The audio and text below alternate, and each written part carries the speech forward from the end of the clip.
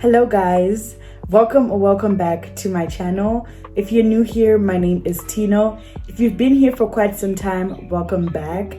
Today we are going to be continuing with our series from the book of Galatians. Today we're looking into chapter 2. I'm so excited to be able to share with you guys. Okay guys, so before we get into it, I'd just like to give you guys a quick summary of chapter 1. So chapter 1 is basically Paul defending the true gospel. He is showing us the true gospel and revealing to us as well that the true gospel can only be found through Jesus Christ. So I just loved how even this book started off with such a big exposure, because it just shows how much Paul was even passionate about exposing the true gospel and showing us that it can only be found through Jesus Christ. So if you haven't watched the first video, I suggest you do so before we get into the second video. And with that being said, if you have not already, please hit that subscribe button, leave a like, leave a comment, share with a friend, and let us get into the video. Alright guys, I'm going to go from verse 1 and 2. So let's start there. So it says, "Then after 14 years, I went up again to Jerusalem with Barnabas, taking Titus along with me. I went up because of a revelation and said before them, though privately before those who seemed influential, the gospel that I proclaim among the Gentiles, in order to make sure I was not running or had run in vain." So I love this first two verses because they're just showing us how Paul went out to Jerusalem after 14 years of not being there. He went out because of obedience. He went out to show the gospel. I love that so much because it's just indicating how much he's so passionate about the gospel. He wants the gospel to be known. I just love that so much because even as we apply it to even ourselves, as we make it personal, I feel sometimes when we are sent out on missions by God or being told to go somewhere or to do something, we want a loud voice to come down from heaven to say, hey, I need you to do this for me. I need you to do that for me. But sometimes desires that are just placed in our hearts are from God, and that is God speaking himself, just placing that desire in your heart. You know, when you can't stop thinking about even doing something as serving or something, we just feel sometimes it's not him, it's just a thought that I'm coming through. But we just need to go where God tells us to go, because we don't know what could be there for us. You know, there could be multiple blessings just by obeying. So I feel obedience is something that we need to do. We just need to get ourselves out of our comfort zone and just do what God tells us to do. Okay guys, I'd like to hop into verse 3 up to 5. So it reads as this: "But even Titus, who was with me, was not forced to be circumcised, though he was a Greek.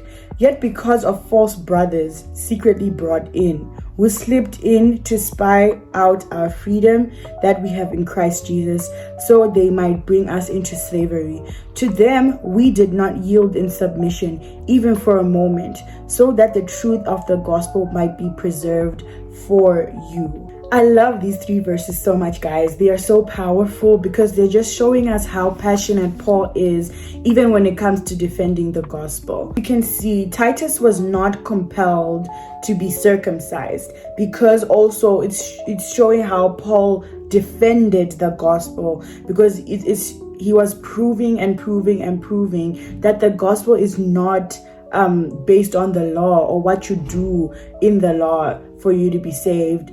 This gospel is by grace through faith. This gospel is, you don't have to do anything to be able to receive your salvation. It's been already done for us. So Paul constantly proved that, and he stood firm to protect the purity of the gospel. I just love that so much because it's something that we also need to do as a people, you know, as followers of Christ.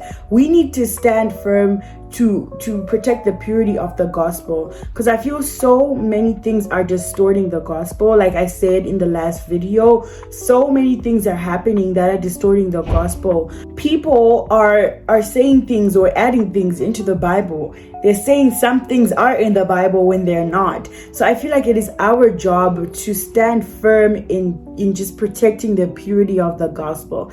The gospel should say A, B, C, not what you want it to say. I really feel like once we start doing that, the gospel will just continue to remain pure. All right, guys, I'd like to hop into verse number 6, and it says, "And from those who seem to be influential, what they were makes no difference to me. God shows no partiality. Those, I say, who seemed influential added nothing to me." That is such a powerful verse as well, because it's just showing how Paul was not a people pleaser. Regardless of who you were, if you were just distorting the purity of the gospel even 1 inch, he was going to stand against you, because that's just how much the gospel meant to him. It's also showing that in as much as these leaders were important and they were being favored in society, that was not favoritism from God, because he even said God shows no partiality. God doesn't say that this person is more important than this person because this one goes to church more or this one is known as a pastor in a church. God does not do that based on that. God sees us all as perfect. God sees us all as equal. But as we even go back into the previous video of when I was talking about revelation, I can really see how much Paul had a revelation of even the word grace, guys.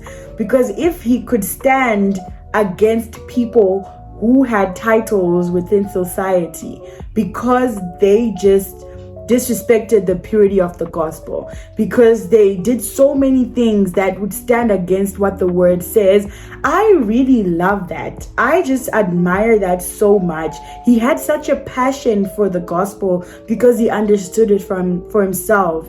That's why revelation is the most important thing you could have out here.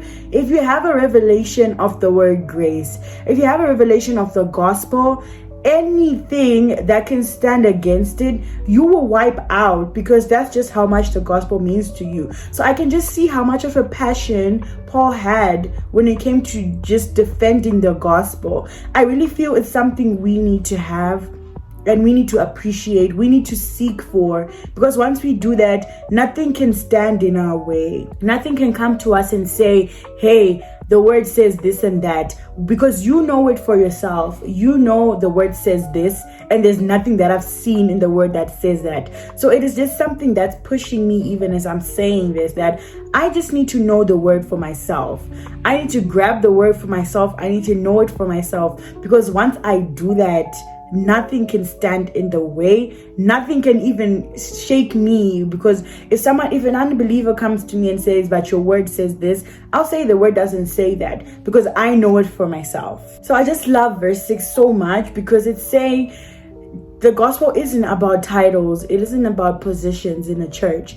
It isn't even about how much you know. It's what fruit are you bearing through that? Are you defending the gospel because you know it, or you just wanna know it for head knowledge? All right, guys, let us head on to verse 7 up to 10. It says, on the contrary, when they saw I had been entrusted with the gospel to the uncircumcised, just as Peter had been entrusted with the gospel to the circumcised, for he who worked through Peter for his apostolic ministry to the circumcised worked also through me for mine to the Gentiles. And when James and Cephas and John, who seemed to be pillars, perceived the grace was given to me, they gave the right hand fellowship to Barnabas and me, and we should go to the Gentiles and they to the circumcised. Okay, guys, so in these verses, we're just being showed how Peter was entrusted with a different kind of audience, while Paul was entrusted with a different kind of audience.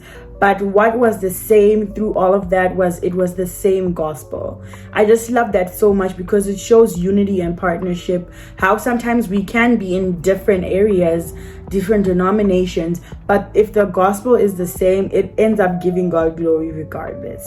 Okay, guys, let us move on to verses 11 up to 13. So they say, but when Cephas came to Antioch, I opposed him to his face, because he stood condemned.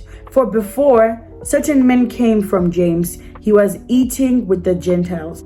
But when they came, he drew back and separated himself, fearing the circumcision party. And the rest of the Jews acted hypocritically along with him, so that even Barnabas was led astray by their hypocrisy. All right, so from these verses, all I'm seeing is Paul is confronting Peter about him giving the impression that Gentiles are not fully saved until they follow the Jewish customs. That's all I'm seeing here. It's just showing that you are not going to be accepted unless you follow Jewish customs. And it's showing that sometimes we want to please the wrong people. Sometimes we want to do the wrong things because it's how we see things. I think even as we put it into context of today, like who we are today, we can even see sometimes that we feel just because I'm here, I'm holier than a person who's here. I really feel that is not how we should act amongst each other as brethren. I really feel it's something we need to work on ourselves, because just because you are here doesn't mean that a person who's here is not worthy of the same love that God has for you. I really feel it's something that we need to work on as brethren. We just need to love each other with the same love that Christ has for us. We just need to stop being hypocritical.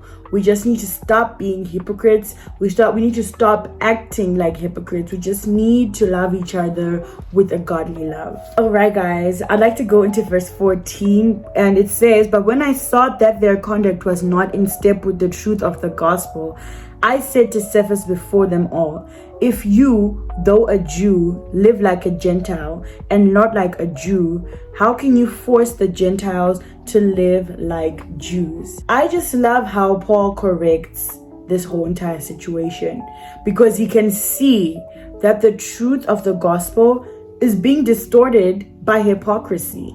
I love that so much. I love the identification of that, because if he did not see that, all of this would have just been like, I'm just going to leave it like that. But he knew the gospel for himself, going back to knowing that the gospel says this. Once you do that, anything that stands in the way of the gospel, you can quickly pick out, you can quickly protect the gospel with that. All right, guys, I'd like to go into verse 15 and 16. And these say, "We ourselves are Jews by birth and not Gentile sinners.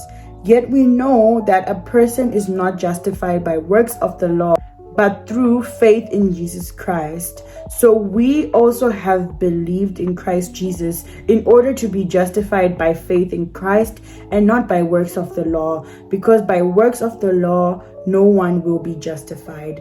These two verses are as clear as day, guys. They're the clearest verses that I've ever seen, because it's so simple how it's showing that we are not justified by works. No matter what you do, no matter where you go, no matter how much you've sinned, you can never be justified by going back to the law and asking God to redeem you through the law. Because faith in Jesus Christ is all you need to do to be saved. You just need to believe in your heart. You just need to stop trying to do religious acts or to be bound by religion in order for you to convince yourself you're saved. We have been saved by grace, and the only way to attain all this saving is through faith. So all we need to do is believe that we've been saved. And I'm telling you guys, all these things will be clear to you. You'll be like, I just need to have faith in Jesus Christ.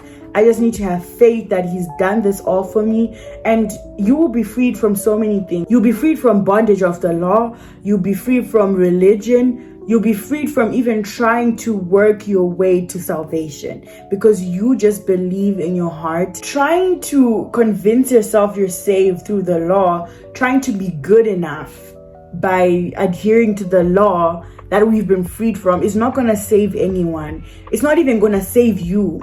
So only thing we need to do is trust Jesus. Just trust Jesus. Just believe in Jesus, and you will be saved. All right, guys, let us get into 17 and 18. It says, "But if in our endeavor to be justified in Christ, we too were found to be sinners, is Christ then a servant of sin? Certainly not. For if I rebuild what I tore down, I prove myself to be a transgressor."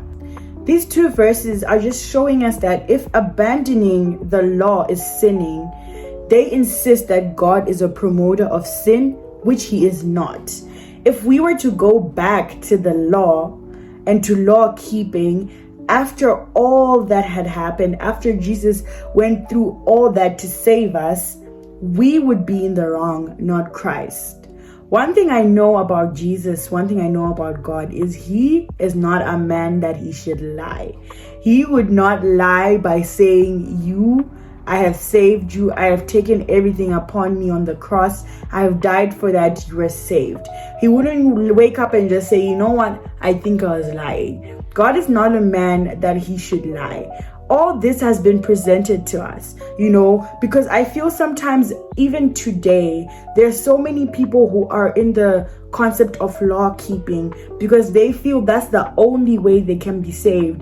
They feel that is just that's just Jesus saying, this is the only way that you can get through me. That is law keeping because we ourselves are not believing in our hearts that we've been saved. So Paul is just trying his best to let us know that all of this doesn't have to be done because it's already been done for us. Grace has been given for us. So we just need to attain it by faith. We should not go back to law keeping. I really feel once we know and have a relationship with Jesus Christ, it's going to be so much easier for us to identify when we're even falling back into the pattern of keeping the law. It's going to be so easy for us to just realize that, hey, I think I'm going back into religious law keeping because of how much I thought I've sinned today.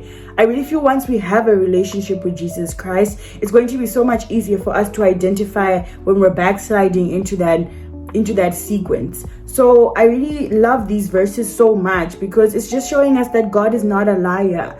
So we just need to abandon the law keeping and just attain our salvation by faith, because we need to understand that these have all been given to us, guys. We just need to attain it by faith. We just need to grab it by faith. There's no other way we can be able to just get this other than faith. Okay, guys, I'm going to go into verse 19 and 20, and it says, "For through the law I died to the law, so that I might live to God.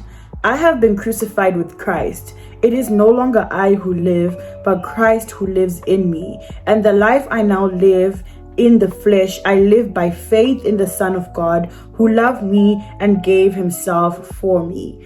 These two verses are just enlightening, guys. I think in this whole chapter, these two verses are my favorite because it's just showing how much we have been crucified with Christ.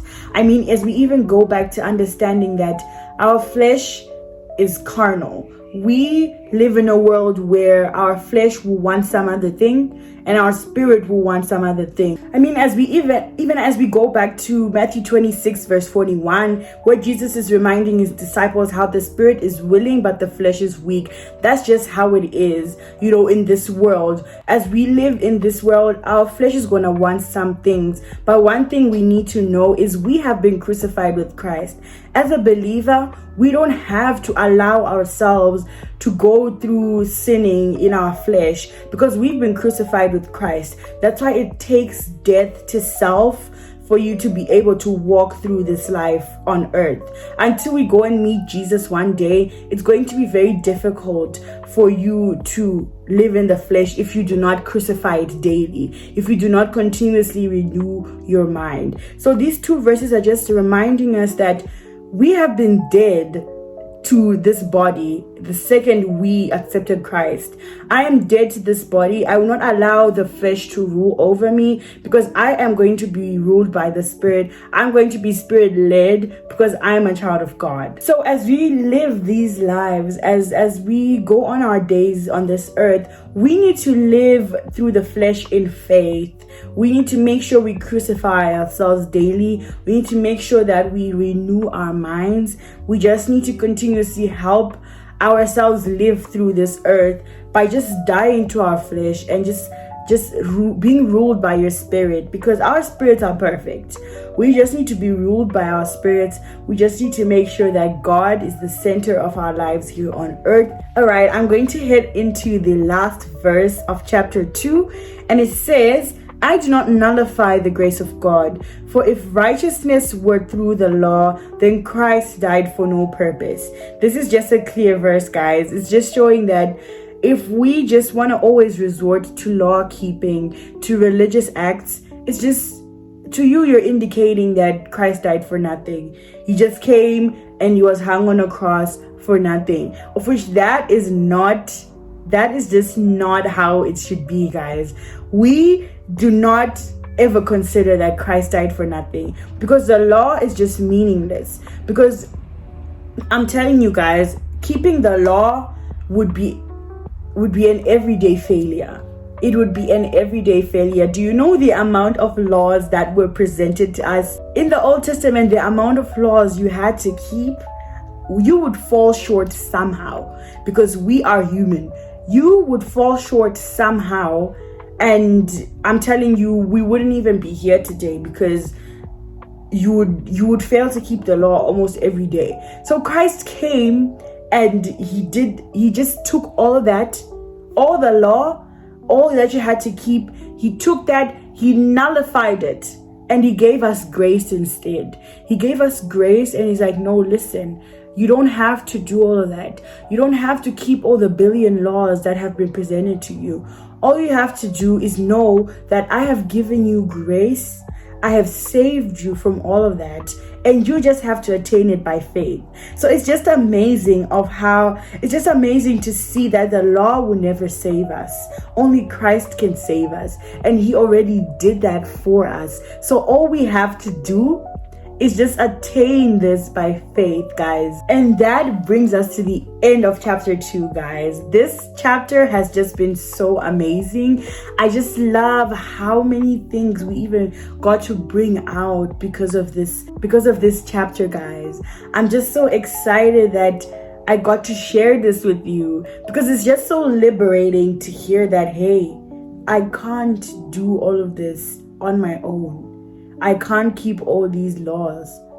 You know, it's just so liberating to hear that all these laws have been taken for me. They have been nullified.